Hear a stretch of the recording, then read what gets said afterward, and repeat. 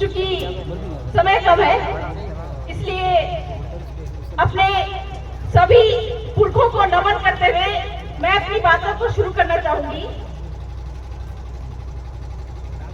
सबसे पहले मैं ये बताना चाहूंगी कि राजस्थान में भील प्रदेश में जहां पे भी आदिवासी क्षेत्र है वहां पे एक मुद्दा बहुत ही महत्वपूर्ण है और वो मुद्दा ये है कि आदिवासियों को उनका जमीन का पट्टा नहीं मिलता है।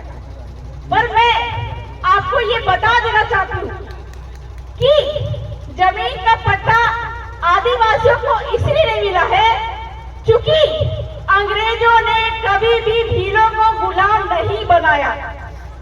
आप लोगों को शायद ये जानकारी नहीं है। और जब यहाँ पे भीलों को गुलाम नहीं बनाया तो जमीन पे कब्जा कैसे किया? और इसी जानकारी के अभाव में आज हम सरकारों से जमीन का पट्टा मांगते हैं।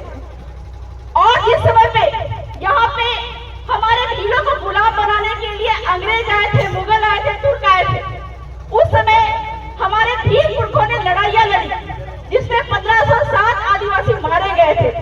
17 नवंबर का दिन था 1913 का, जिसमें हमारे पुरखों ने अपनी जान देके हमको भील प्रदेश दिलवाया। और ये भील प्रदेश की मांग बहुत ही लंबी समय से चलती आ रही है। लोग ये कहते हैं कि हमारे भंवर दादा जो है वो एकल निर्णय लेते हैं। कहीं ना कहीं हमारा इतना बड़ा कारवा जो खड़ा हुआ है आदिवासी परिवार के नाम से, भील प्रदेश मुक्ति मोर्चा के नाम से और विद्यार्थी मोर्चा के नाम से, जो इतना बड़ा कारवा खड़ा हुआ है, इस जलन से चिढ़ के वो ये सारे आरोप प्रत्यारोप लगाते हैं।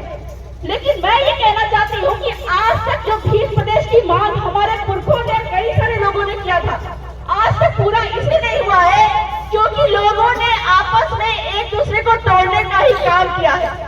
और हमारे भंवर दादा, इनसे जब बात किया जाता है कि फलाना व्यक्ति काम नहीं कर रहा है, इनको हमारे बीच से निकालो, इनको हटाओ, तो भंवर दादा का एक ही बात सामने आता है कि आदिवासी वर्सेस आदिवासी नहीं होना चाहिए, दो आदिवासियों के बीच में लड़ाई नहीं होनी चाहिए, सभी हमारे भाई हैं। और इसी जोड़ने का नतीजा है कि ये भील प्रदेश की मांग केवल आपके 4 राज्य या फिर सौराष्ट्र की तरफ नहीं जा रही है, बल्कि ये भील प्रदेश की मांग और चर्चा जो है हमारे झारखंड तक पहुंच गई है। और ये कारवां इतना लंबा हो गया है कि जो यहाँ पे आपने संवैधानिक हक अधिकार की लड़ाई लड़ते लड़ते विधानसभा और लोकसभा में अपने सांसद और विधायकों को भेजा है, ये लड़ाई अब पूरे झारखंड ही नहीं कहा जाएगा बल्कि पूरे देश भर के आदिवासियों के बीच में फैल चुकी है। और इस बहुत बड़े कारवां को देखते हुए लोग चाहते हैं कि जैसे संचालन यहाँ पे आदिवासी परिवार के द्वारा हो रहा है, पूरे देश के लोग भी इस लंबे कारवां को लेके आगे चले। तो मैं बहुत बहुत धन्यवाद देना चाहूंगी इस आदिवासी परिवार के कारवां को। अंत में मैं ये कहना चाहूंगी, चूंकि समय अभाव है, भील प्रदेश की मांग तो बहुत लंबे समय से चलती आ रही है। हमारे झारखंड में भी झारखंड प्रदेश मिला, तेलंगाना राज्य अलग मिला, लेकिन उसके बावजूद भी जितने बड़े क्षेत्र की मांग उन्होंने की थी वो क्षेत्र उनको नहीं मिला और उनको धोखा दिया गया। लेकिन संविधान के अनुच्छेद 3 के तहत राज्य को ये अधिकार है, संसद को ये अधिकार है कि वो राज्य का विधायन करते हैं, किसी क्षेत्र का विधायन करते हैं। लेकिन हमको आने वाले समय में राष्ट्रपति महोदय से ये मांग करनी चाहिए, क्योंकि राष्ट्रपति महोदय के पास में ही ये पावर है कि किसी आदिवासी क्षेत्र को तोड़ सकते हैं, बढ़ा सकते हैं, घटा सकते हैं।